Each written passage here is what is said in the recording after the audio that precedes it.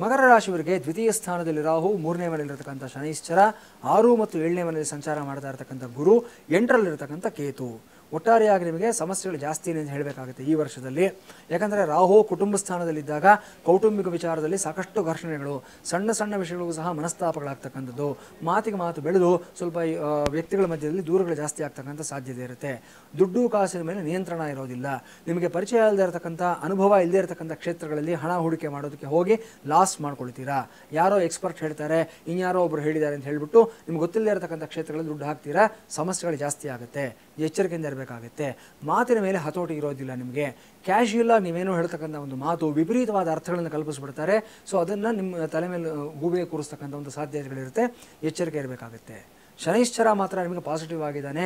ಯಾಕಂದರೆ ನಿಮ್ಮ ರಾಷ್ಟ್ರಾಧಿಪತಿ ತೃತೀಯ ಸ್ಥಾನದಲ್ಲಿ ಕೂತ್ಕೊಂಡಿರೋದ್ರಿಂದ ಹಲವಾರು ಸಂದರ್ಭಗಳಲ್ಲಿ ನಿಮ್ಮ ಇನ್ನರ್ ಪೊಟೆನ್ಷಿಯಲ್ ಅನ್ನತಕ್ಕಂಥದ್ದು ಏನಿದೆ ಅದು ವ್ಯಕ್ತವಾಗೋ ರೀತಿಯಲ್ಲಿ ಶನೈಶ್ಚರ ನಿಮಗೆ ಒಳ್ಳೆಯ ಫಲಿತಾಂಶವನ್ನು ಕೊಡ್ತಾನೆ. 6ನೇ ಮನೆಯಲ್ಲಿ 7ನೇ ಮನೆಯಲ್ಲಿರತಕ್ಕಂಥ ಗುರು ನಿಮಗೆ ಸಾಕಷ್ಟು ಒಳ್ಳೆಯ ಫಲಿತಾಂಶಗಳನ್ನು ಕೊಡ್ತಾನೆ. ನಿಮ್ಮ ಫ್ರೆಂಡ್ ಸರ್ಕಲ್ ತುಂಬ ಚೆನ್ನಾಗಿರುತ್ತೆ. ಏನೇ ಸಮಸ್ಯೆ ಬಂದರೂ ಸಹ ನಿಮ್ಮ ಇಮಿಡಿಯೇಟ್ ಫ್ರೆಂಡ್ಸು, ಕಲೀಗ್ಸು ನಿಮ್ಮನ್ನು ರಕ್ಷಣೆ ಮಾಡ್ತಾ ಆ ಸಮಸ್ಯೆಯಿಂದ ಹೊರಗಡೆ ತರೋದಕ್ಕೆ ಈ ಸಮಯದಲ್ಲಿ ನಿಮಗೆ ಒಂದು ವಜ್ರಕವಚವಾಗಿರ್ತಾರೆ ಅವರು. ಅಷ್ಟಮದಲ್ಲಿರತಕ್ಕಂಥ ಕೇತು ಮಾತ್ರ ಕೇರ್ಫುಲ್ ಆಗಿರಬೇಕು ಅಂತ ಮತ್ತೆ ಮತ್ತೆ ನಮಗೆ ಸೂಚನೆಗಳನ್ನು ಕೊಡ್ತಾನೆ ಇರ್ತಾನೆ. ಕೇತುವಿನ ಸಮಸ್ಯೆಯಿಂದ ಹೊರಗಡೆ ಬರೋದಕ್ಕೆ ಮೊದಲನೇದಾಗಿ ನೀವು ಮಾಡ್ಕೋಬೇಕಾಗಿರ್ತಕ್ಕಂಥದ್ದು ಕ್ಯಾಟ್ಸ್ ಐ ಅನ್ನತಕ್ಕಂಥ ಒಂದು ಸ್ಟೋನ್ ಇದೆ. ಇದನ್ನು ರಿಂಗ್ ಮಾಡಿಸ್ಬಿಟ್ಟು ಬಲಗೈನಲ್ಲಿ ಈ ಒಂದು ಕಿರುಬೆರಳಲ್ಲಿ ಧಾರಣೆಯನ್ನು ಮಾಡ್ಕೊಳ್ಳಿ. ಇದರ ಜೊತೆಯಲ್ಲಿ ಸ್ಫಟಿಕ ಮಾಲೆಯನ್ನು, ಅಷ್ಟಮುಖಿ ರುದ್ರಾಕ್ಷಿಯನ್ನು ಸದಾಕಾಲ ಧಾರಣೆಯನ್ನು ಮಾಡ್ಕೊಳ್ಳಿ. ಶುಭ ಫಲಿತಾಂಶಗಳನ್ನು ಪಡ್ಕೊಳ್ತೀರಾ. ಮನೆಯಲ್ಲಿ ಈ ಒಂದು ಗಣೇಶ ಮಹಾಗಣಪತಿಗೆ ಸಂಬಂಧಪಟ್ಟಂಥ ಒಂದು ವಿಶೇಷವಾದ ಹೋಮವನ್ನು ಒಂದು ಸವ್ಯ ಮಾರ್ಗದಲ್ಲಿ ಮಾಡಿಸ್ಕೊಂಡಿದ್ದಾದಲ್ಲಿ ಒಳ್ಳೆಯ ಫಲಿತಾಂಶ